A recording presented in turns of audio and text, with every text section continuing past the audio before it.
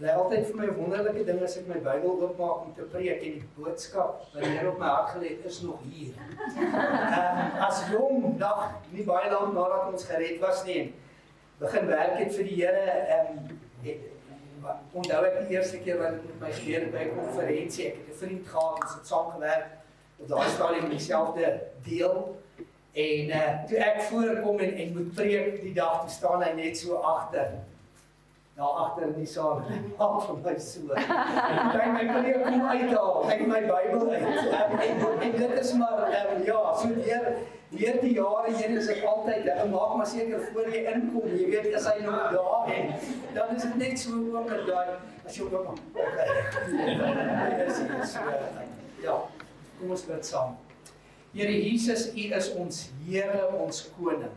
Ons is so dankbaar vanoggend dat ons die voorreg het om by mekaar te kan wees, onder U autoriteit, in U naam, in U huis, onder U beskerming, met U woord, met U kinders rondom ons. Here, dit is vir ons regtig 'n feesmaal, wat U vir ons voorberei. En dankie daarvoor, dankie dat ons vandag ons harte net kan kom draai na U toe en sê, Here Jesus, hier is ons. Ons het nodig om van U te hoor, ons het nodig om van U te ontvang krag en genade en inspirasie wat vir ons gaan help om in hierdie week wat voor lê te kan lewe en te kan wees wat U graag wil hê elkeen van ons moet wees. Here, ons glo met ons hele hart dat U is ons koning, U is ons Here, U is die skepper van die heelal en niks gebeur per toeval met ons nie. U is met ons op pad en daarom het ons nodig, Here, dat U ons sal toerus vandag vir dit wat U in hierdie week oor ons pad gaan bring, maar ook waar U wil hê ons moet betrokke wees by U en by die uitbreiding van U koninkryk en om ons disipel wees van U te kan uitdra na die wêreld daar buite. So Here, ons het vir U nodig. Ons het regtig vir U nodig in hierdie oomblikke dat U vir ons sal kom toerus en vir ons kom leer en vir ons kom wys wat U in gedagte het vir ons en wat op U hart is vir ons. Dankie vir U woord. Here, dankie dat U woord nog nooit verander het nie. Dankie dat hierdie is die finale woord. Daar's nie nog iets nie. Daar's nie nog iets nie, soos die skrywer van die Hebreërs vir ons sê. In die laaste tyd het U met ons gepraat deur U Seun. Daar's nie nog iets nie. Dankie dat U woord volmaak is. En dankie dat terwyl ons nou na U woord toe kan gaan, ons kan erken en verklaar en sê, Here, ons het nodig dat die Heilige Gees wat hierdie woord geïnspireer het en dit laat opteken het, dit in ons hart sal kom inskyn, dat ons dit sal verstaan. Help ons om U woord te kan verstaan, Here. Help ons om dit ook te kan toepas en help ons om dit te kan gaan uitlewe. Ons bid dit in Jesus se naam. Amen. Kom ons blaai na Markus 8. Markus hoofstuk 8, ek is besig om daardeur Markus te lees. En in die week, die Here hierdie gedeelte hier van hoofstuk 8, net die laaste gedeelte van hoofstuk 8 op my hart kom druk. Ja, dit was as ek daai hele gedeelte lees, was dit 'n bedrywige, baie geweldige bedrywige tyd in Jesus se bediening wat hy deurgegaan het tot daar, hoe hy mense gesond gemaak het, hoe hy brood vermeerder, die eerste, die tweede vermeerdering van die brood, hoe hy die blinde man gesond gemaak het daar, hoe hy sy oë teruggegee het. En dan kom hy hier by mekaar in vers 34, Markus 8, vers 34, en toe hy die skare saam met sy disippels groet. Nou ons moet besef, baie van dit wat ons lees in die Bybel, is die eerstehandse, al hierdie is maar eerstehandse testimony, getuienis van wat hulle ondervind en ervaar het met dit. Maar baie keer is Jesus net besig met sy disippels. Hy praat met sy disippels. En dan ander kere soos hier, is dit baie interessant. En toe hy die skare saam met sy disippels na hom geroep het. Baie interessant, nee. Meeste van die kere is dit waar Jesus was, is die skare en die disippels net daar saam met hom. Maar hier voel dit vir my, terwyl ek dit gelees het, vir die eerste keer, terwyl ek deur hierdie gedeelte gelees het dit vir my gevoel, asof Jesus hier iets baie dringends wil sê. En hy wil dit nie net vir sy disippels sê nie, of hy wil dit nie net vir die skare sê nie. Hy sê, kom almal, kom, almal wat hier is, kom staan nader. En toe hulle daar is, toe begin Jesus vir hulle sê. En toe hy die skare saam met sy disippels na hom geroep het, sê hy vir hulle, wie agter my aan wil kom, moet homself verloon en sy kruis opneem en my volg. Want elkeen wat sy lewe wil red, sal dit verloor. Maar elkeen wat sy lewe om my ontwil en om die evangelie ontwil verloor, hy sal dit red. Want wat sal dit 'n mens baat as hy die hele wêreld win en aan sy siel skade ly? Of wat sal 'n mens gee as losprys vir sy siel? Want elkeen wat hom vir my en my woorde skaam in hierdie owerspelige en sondige geslag, vir hom sal die Seun van die mens hom ook skaam wanneer hy kom in die heerlikheid van sy Vader met die heilige engele. Mag die Here sy woord seën aan ons volgend. En kan ons onsself sê, Here, ons wil graag in ons gedagtes, dis hoe ek my altyd probeer inlewe in hierdie storie, is om te sê, Here, ek sien myself. U het vir my ook ingeroep hier, saam met die skare, saam met die disippels, toe u vir kom sê het, wie agter my aan wil kom, moet homself verloon en sy kruis opneem en my volg. Wat 'n uitnodiging is dit wat Jesus gee hier vir hulle. Hy sê nie, weet jy, ek het nou klaar my 12 hier, waarvan die een my nou nog gaan verraai ook, maar daarby sal ons later kom, maar hierdie 12 is, ek het hulle na my toe geroep, hulle is my disippels, want Jesus het dit baie duidelik gesê, hy sê, hy het hulle uitverkies, hy het hulle gekies om sy disippels te wees. Hierdie is 'n wonderlike uitnodiging, wat die Here sê, hy sê, wie agter my aan wil kom. Dis 'n uitnodiging wat Jesus gee weer vir sy disippels, maar ook vir die skare en vir almal, vir my en jou, elke een wat ooit in hierdie wêreld gebore is hierdie uitnodiging van toepassing. Dis die uitnodiging wat Jesus sê. Wie agter my aan wil kom? Wil jy agter Jesus aankom? Dis 'n belangrike ding wat ek en jy moet vra.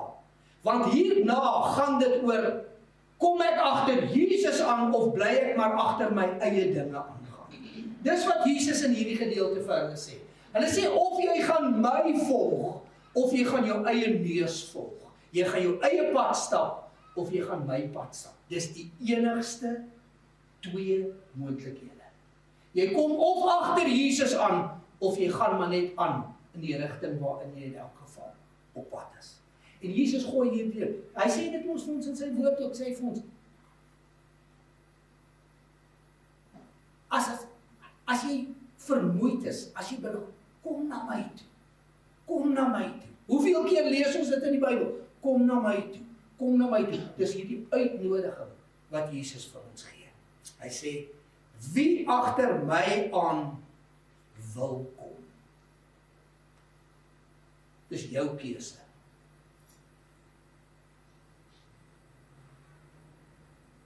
Dis jou keuse. Dis my keuse. Of ons agter Jesus aan wil kom. Op die uiteinde, aan die einde van ons lewe, is daar niemand vir wie ek die vingers sal kan wys en sê, Here, ek is nie deel van die koninkryk nie, maar ek het nie geweet nie. Is my broer wat gekies het om hier nie te doen nie, toe kies ek het ook maar. Of het was my pa wat vir ons gesê het, nee, julle ons as 'n familie, ons gaan nie die Here, nee, ek kan dit na niemand anders wys nie. Dis my persoonlike keuse. Wie agter my aan wil kom? Ek dink daar's baie mense wat sê, ek wil agter Jesus aangaan. Jy sal dwaas wees as jy sê, ek wil nie agter hom aankom nie. Maar dit is nie so eenvoudig. Want Jesus sê, as jy wel daardie keuse maak, as jy agter my aan wil kom, moet jy jouself verloon. En jy moet jou kruis opneem. En jy moet hom volg. En dis waar baie sê, okay. Die eerste deel het vir my baie aanloklik geklink. Ek wil agter hom aangaan. Maar ek wil nie. Ek wil nie myself verloon nie. Ek wil nie my kruis elke dag opneem nie. En ek wil hom nie volg nie, want ek wil so graag net my eie ding doen. Hulle moet my net los. Net my eie ding doen.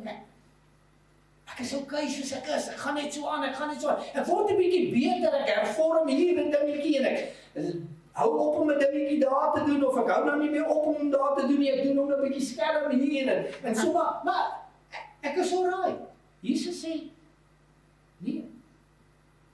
Ek volg of hom, of ek volg hom nie. Dit is die twee opsies. Wie agter my aan wil kom, moet homself verloon en sy kruis opneem en my volg. Met ander woorde, as ek agter hom aangaan, as ek hom begin volg, dan word ek 'n volgeling van Jesus die oomblik wat ek kom na hom toe. Toe hy met Johannes skryf dit vir ons, toe Jesus met Nicodemus gepraat het, het hy van hierdie kom verwys as om na Jesus toe te kom, is om in geloof jou sondes na Jesus toe te bring en jy word weergebore. Johannes skryf ons in Johannes 1:12, almal wat hom aangeneem het.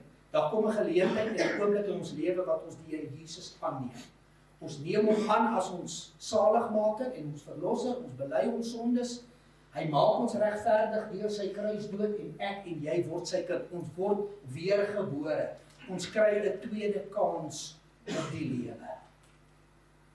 Dis waar die lewe dan vir my begin. Van daar af is ek nou 'n volgeling van Jesus. Ek het gekom. En toe ek gekom het, het ek met hom geïdentifiseer en met sy kruisdood en met sy vergifnis. En ek het my sondes bely en ek het dit afgelê en ek het sy vergifnis ontvang. Sy kleed van geregtigheid het hy vir my aangetrek. As hy nou na my kyk, sien hy nie meer my sondige verlede nie, hy sien die verlossing van die Here Jesus aan die kruis. As jy my sien. En van daar af is ek besig om Jesus te volg. En die oomblik wat ek 'n volgeling van Jesus word, gaan my lewe oor hom, wie ek volg. Dit gaan nie meer oor myself nie. En dit is die kruks van hierdie saak wat Jesus hier aanspreek, is as ek hom volg, dan gaan my lewe oor hom. Maar as ek aanhou om myself te volg, gaan my lewe maar net oor myself.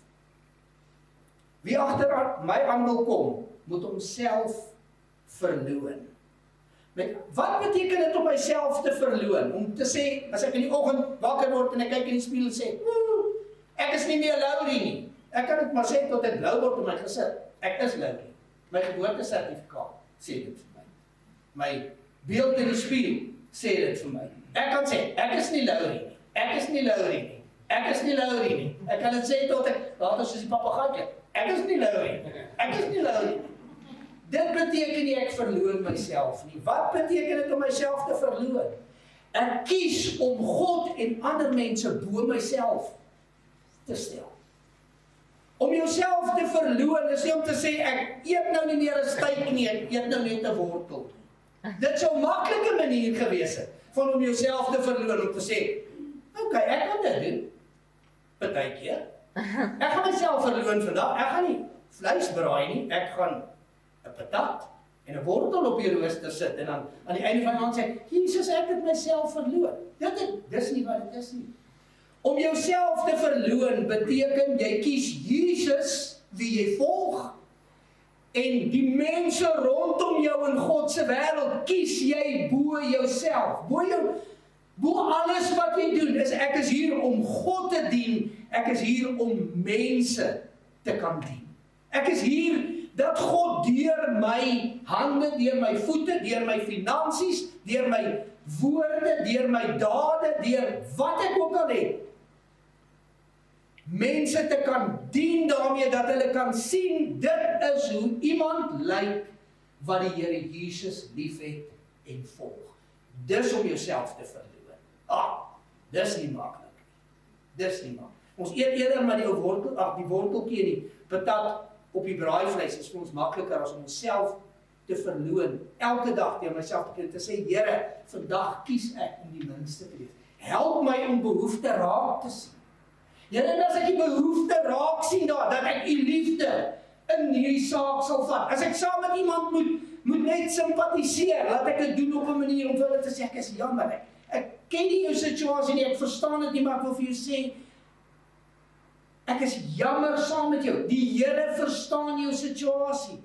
Om waar ek kom die liefde van die Here Jesus te kan uitlewe en te kan uitdra na die wêreld rondom ons. Wat smag daarna? Wat smag daarna om te sien hoe lyk 'n lewe wat verander is en verander word deur die Here Jesus Christus?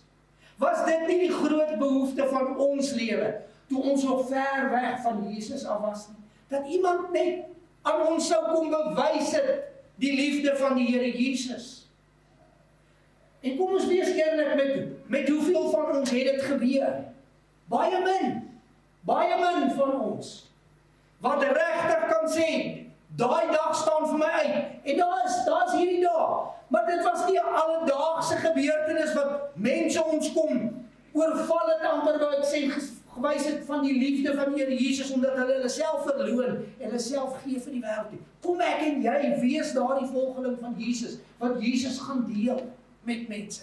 Ons hoef nie op 'n boksie te klim en te preek met 'n megafoon nie. Dis nie wat ons doen nie. Maar kom ons wys die liefde van die Here Jesus deur ander mense se behoeftes te kies bo ons eie. Want dit is wat dit beteken om jouself te verloon. As jy behoefte raak sien, die behoefte aan te spreek. Jou hand om iemand te sit en sê ek is jammer. Ek sien hierdie onreg wat gebeur het. Nou daar toe die ou daar die konferensies al toe die baas so afgegaan het en my hart het seer gekry, ek is jammer daaroor. Maar weet die Here sien jou hart raak. Die Here is daar. Wat dit is in daai oomblik, die Heilige Gees lei vir ons. Ek sien die kry 'n ou swaar. Dan stap ek na hom toe en is great om te sê, word versadig. Maar as ek miskien vir my ietsie moet gaan koop.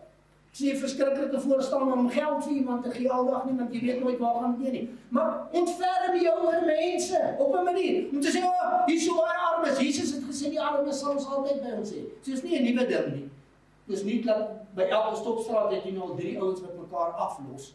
Maar hulle is daar. En dit help nie ons maak net ons oë toe nie. Kom ons vra vir die Here. Hiermee sê ek nie, ek gee nie vir elke ou by die stopstraat nie. Ek probeer om dit nie te doen nie, want ek wil nie 'n ou sterk in sy kwaad nie.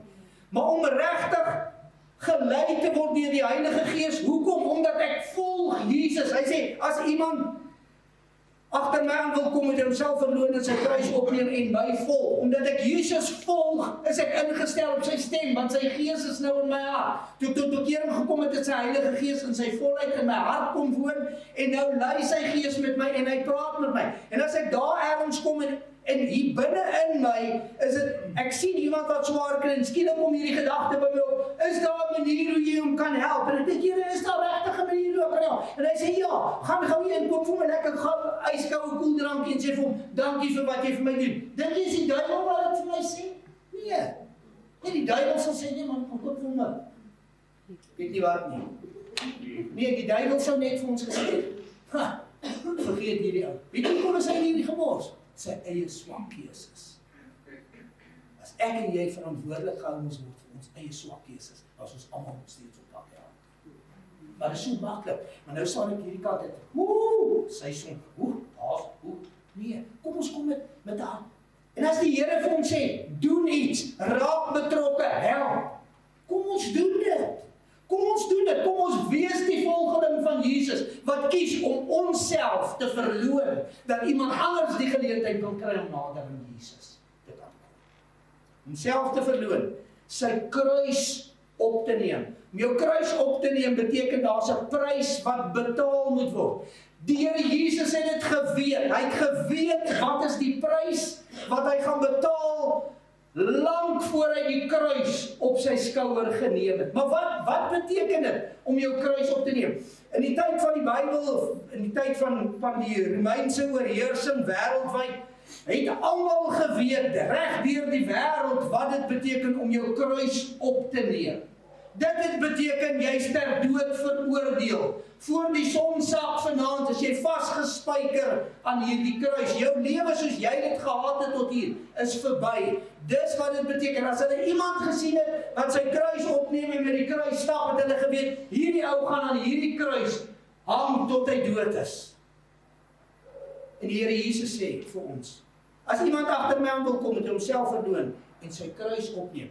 Ek en jy moet bereid wees, en dank die Here, ons het nie nodig om in die openbaar te reggestel te word terwyl van ons geloof nie. Daar's ander wat letterlik vandag nog.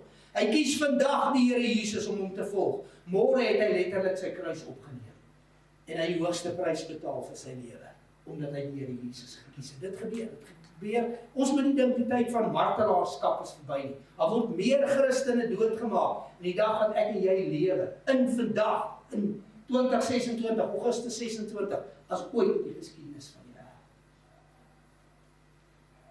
So daar is mense wat letterlik hulle kruis opneem en sterf vir die Here Jesus. Maar wat hy daardeur sê is vir my en jou is, ek en jy moet bereid wees om 'n prys te betaal om hom te volg. Dit kos ons iets om Jesus te volg. Genade is verniet. Dit is gratis, dit is vry, was nie goedkoop. Dit is nie goedkoop.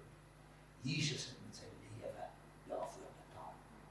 En hy verwag van my en jou om ons kruis op te neem, wanneer dit moeilik gaan, wanneer dit ons iets kos. Weet jy, as dit my niks kos nie, is dit nie vir my kosbaar nie.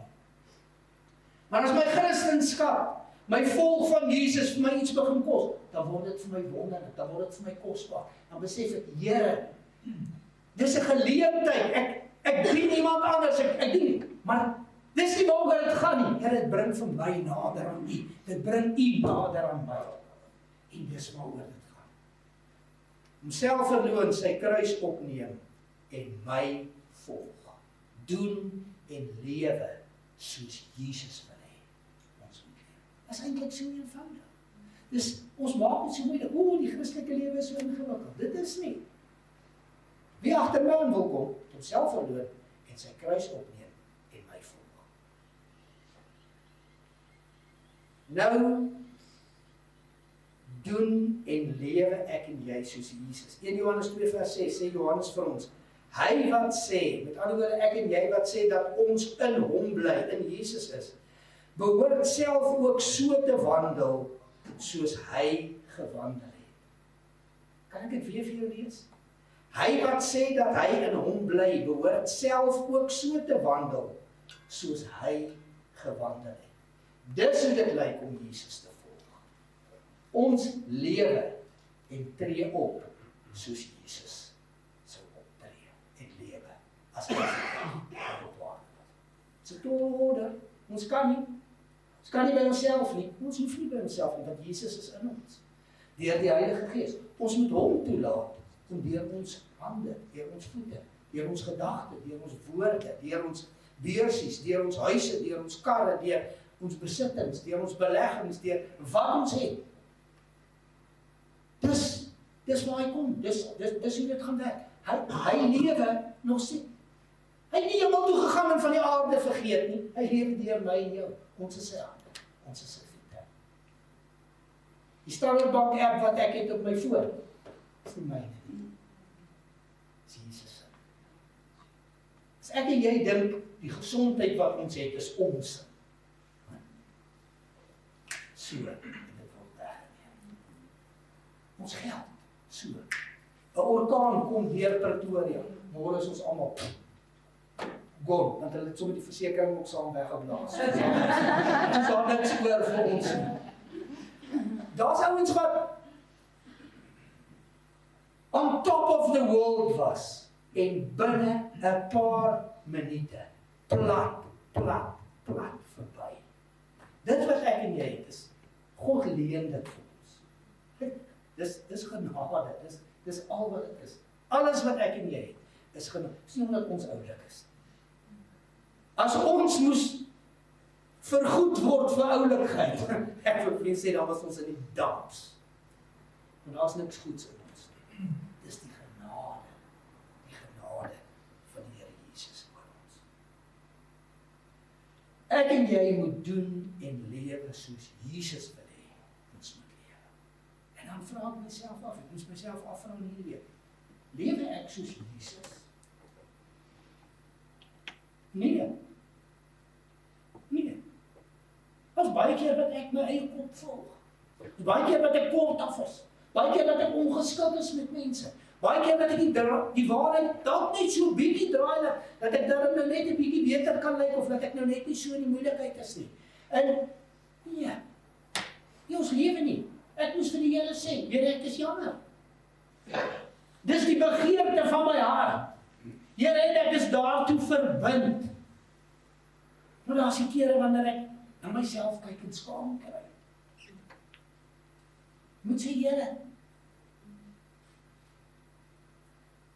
die genade is so groot, en tog kies ek bewustelik om nie my kruis op te neem en nie myself te verloor nie en nie agter U aan te gaan in hierdie saak nie, want ek wil my eie ding doen.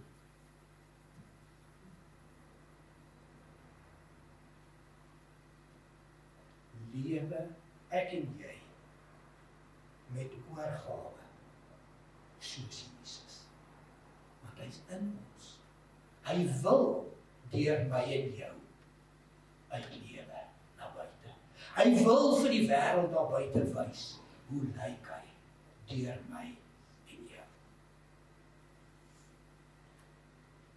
Vers 35, want elkeen wat sy lewe wil red, sal dit verloor. Maar elkeen wat sy lewe om my ontwil en om die evangelie ontwil verloor, hy sal dit red. Hulle verwys baie keer na die koninkryk van God as 'n upside down kingdom.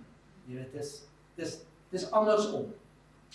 Die lewe sal vir ons sê, elkeen wat sy lewe wil red, spring net in en werk harder, jy gaan dit reg kry. Die Bybel sê, elkeen wat sy lewe wil red, sal dit verloor. Maar elkeen wat sy lewe om my ontwil en om die evangelie ontwil verloor, hy sal dit red.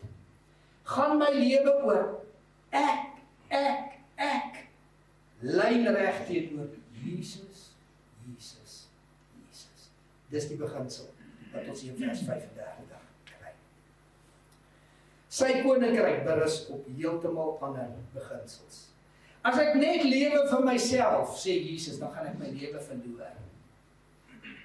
Maar as ek lewe vir Jesus en vir sy koninkryk, gaan ek my lewe red.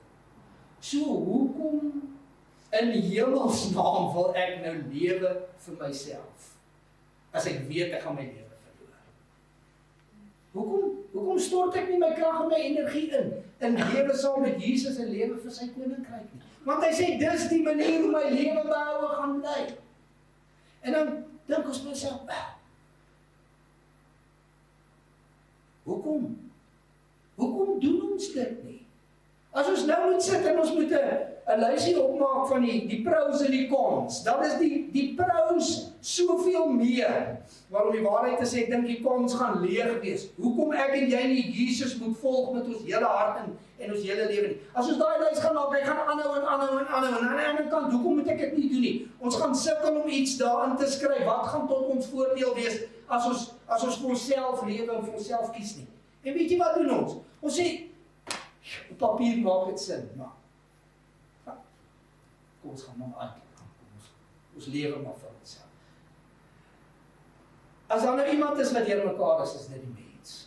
Want jy kan sien wat is die beste, jy kan weet wat is die beste, en jy kies nog steeds presies die teenoorgestelde daarvan te doen. Lewe vir jouself, sê die Here Jesus, verloor jy jou lewe, maar elkeen wat sy lewe om my ontwil en om die evangelie ontwil verloor, hy sal dit red. Jy sien, dit gaan rondom God. En die evangelie is die goeie nuus van Jesus aan die mensdom daar. Dis nie dat ek net vir jou gesê, dit gaan oor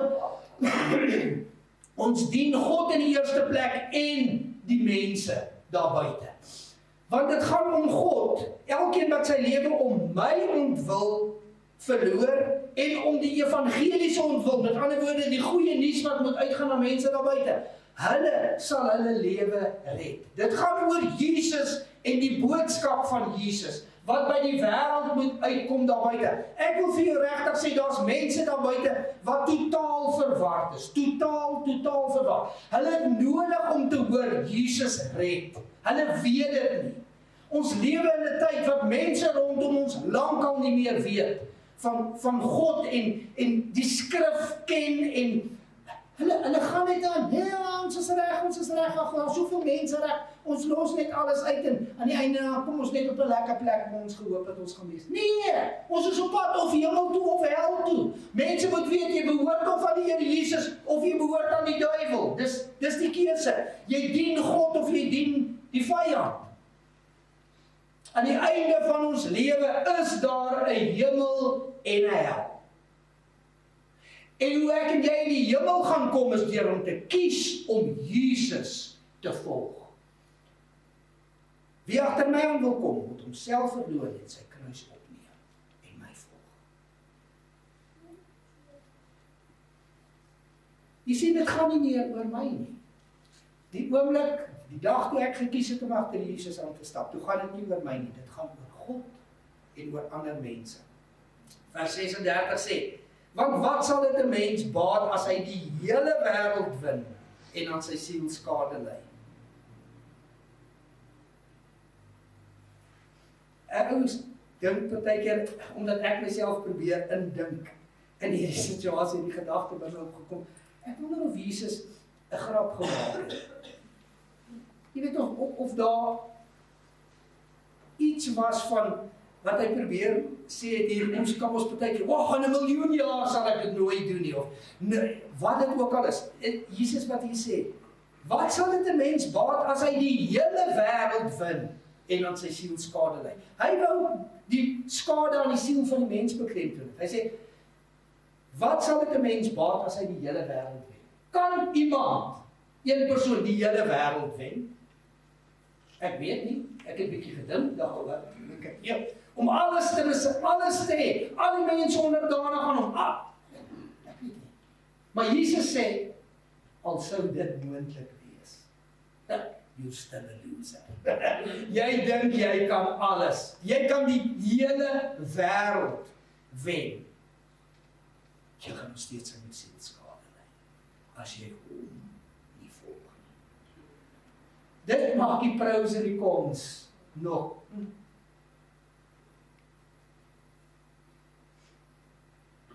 Wat sal 'n mens baat as hy die hele wêreld win en aan sy siel skade ly? Of wat sal 'n mens gee as losprys vir sy siel? Dis hoekom daar nie 'n ander prys is nie. Daar is geen losprys vir die siel nie. Die siel van die mens is die duurste item wat daar ooit is en was en sal wees. Niks kosbaarder as die siel van die mens. Want dit het van God gevra dat hy die hemel moes verlaat en in 'n menseliggaam kom, soos 'n skelm gekruisig word aan 'n kruis, sy bloed stort, om wat te doen? Om die siel van die mens los te maak. Dis die prys wat Jesus betaal. Ek en jy kan nie. Daar is nie waarde, daar's nie meer waarde aan 'n mens se siel nie. Wat sal 'n mens gee as losprys vir jou siel? Niks. Daar is nie, jy kan alles hê, jy kan selfs die hele wêreld besit, dan is dit nog steeds nie genoeg om jou siel los te koop. Maar die goeie nuus is, Jesus het hom losgekoop. Jesus het ons losgekoop. Hy het ons kom vrymaak. Want elkeen, vers 38 sê, want elkeen wat hom vir my en my woorde skaam, in hierdie owerspelige en sondige geslag, vir hom sal die Seun van die mens hom ook skaam, wanneer hy kom in die heerlikheid van sy Vader, met die heilige engele. Elkeen wat hom vir my en my woorde skaam in hierdie geslag, vir hom sal die Seun van die mens hom ook skaam.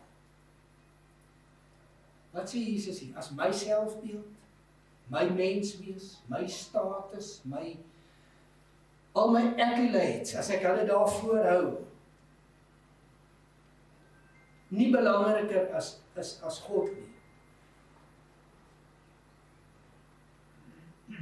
Ander se opinie. Hoe belangrik is ander se opinie vir ons? Verskriklik belangrik. Daar's baie mense wat se opinie, of die opinie wat ander van hulle het, vir hulle baie belangriker is, as wat God se opinie van hulle is. Hulle steur hulle nie aan God se opinie nie, maar die wêreld se opinie daar buite. Mense moet dink, he's got it made, hy's succesvol, hy's 'n goeie sakeman, hy's 'n goeie belegger, hierdie ou intellek, hy kan redeneer, hy kan doen, hy's 'n goeie man vir sy vrou, hy's 'n oulike pa, dit gaan nie daaroor hoe dit lyk, hoe lyk dit aan die buitekant, hoe lyk dit aan die buitekant, hoe lyk dit aan die buitekant, hoe lyk dit aan die buitekant. Waar, as ek en jy vir Jesus volg, behoort God vir ons die belangrikste te wees, homself verloor. Is dit God wat alles is vir my? Of my opinie daar buite wat mense vir my?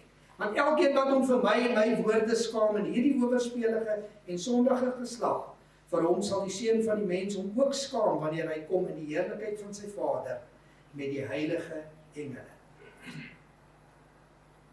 Skaam jy jou vir God?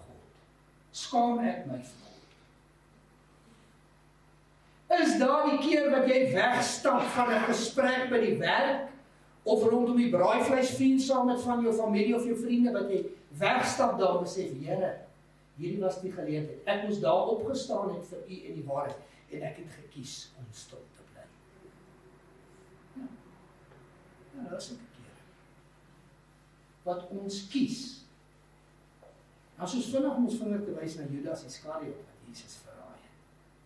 Hoeveel keer het ek en jy hom al verraai in die proses? Wat ons net nie opgestaan het vir die waarheid nie. Want ons het gedink, miskien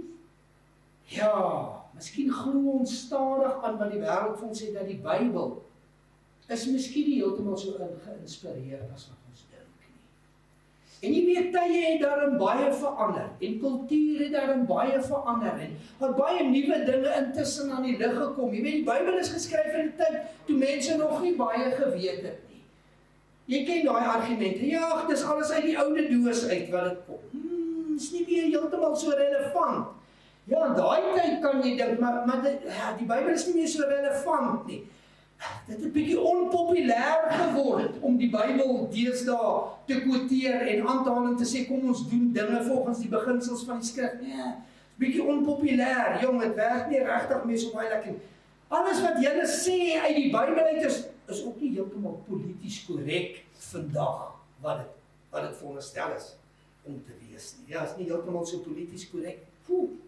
Van daai stellings wat jy nou maak, is dit grens aan seriously antisosiaal wees. Begin ons hierdie twak glo wat die wêreld vir ons vertel. Begin ons dit glo. Dat ons sê, weet jy, maar daar's ander dinge ook.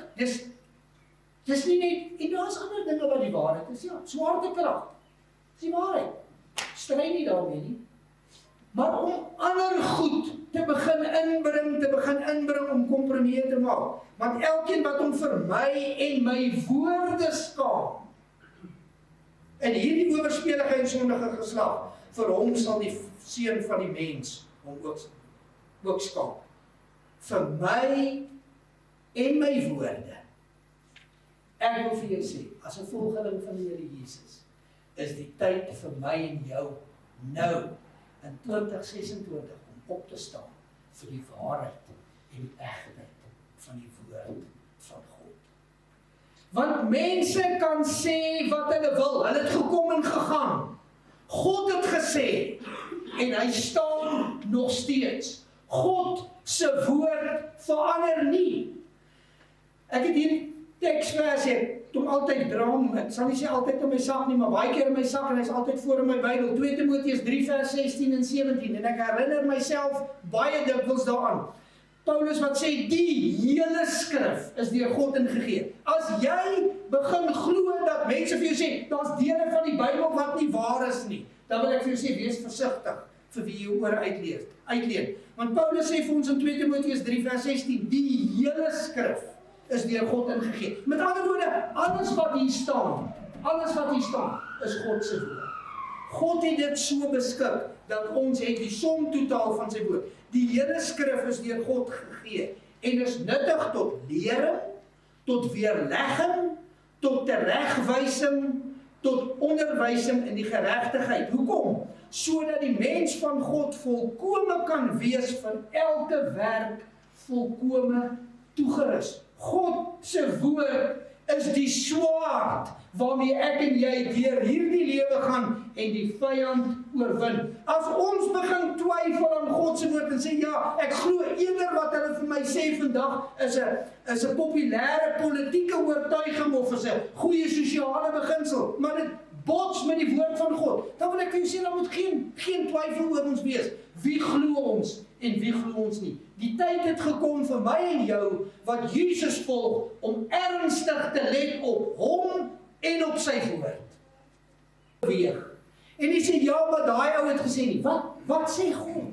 Wat sê die Bybel? Kom ons gaan lees die Bybel self. Ons hoor nie net, hierdie ou sê dit, daai een sê iets moois van die Bybel. Dis waar baie dwaling begin. Hulle hoor iets ergens en gaan ondersoek nie. Die Bybel sê, ondersoek die skrifte. Jesus sê, ondersoek die skrifte.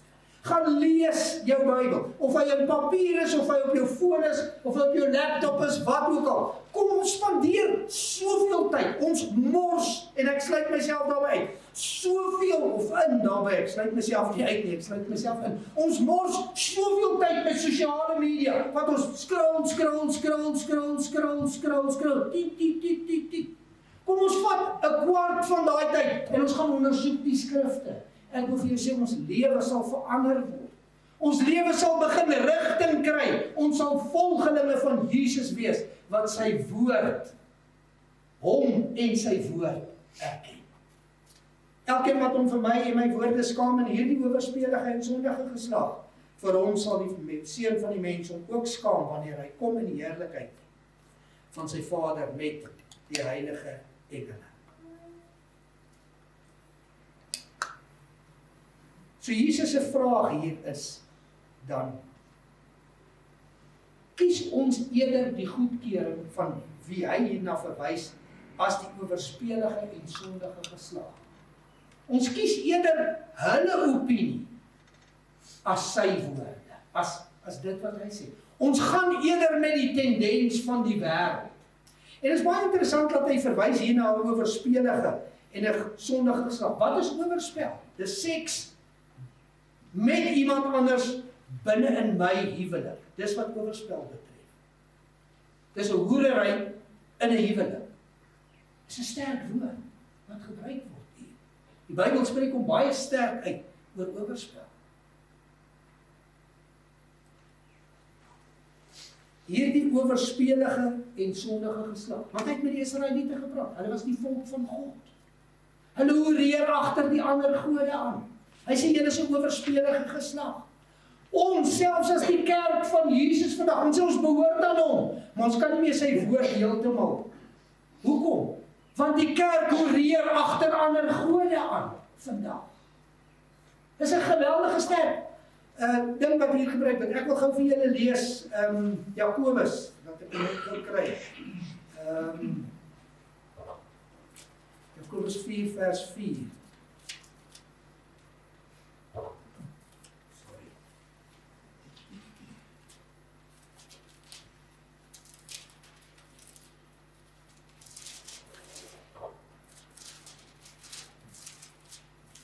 Sorry, Jakobus 4 vers 4, praat Jakobus, die broer van Jesus. Hy sê, egbrekers en egbreeksters, weet julle nie, dat die vriendskap van die wêreld vyandskap teen God is nie. Egbrekers, mense wat oorspel pleeg. Hy sê, weet julle nie dat die vriendskap van die wêreld vyandskap teen God is nie? Wie dan 'n vriend van die wêreld wil wees, word 'n vyand van God. Oorspel word gepleeg wanneer die kind van God hoereer met die wêreld. Wanneer ons die wêreld begin aanhang, wanneer die opinies en die siening van die wêreld begin oorheers in ons lewe. Jesus sê, dan skaam hy hom vir ons. En die oordeel wat kom, sal hy net sê, sorry.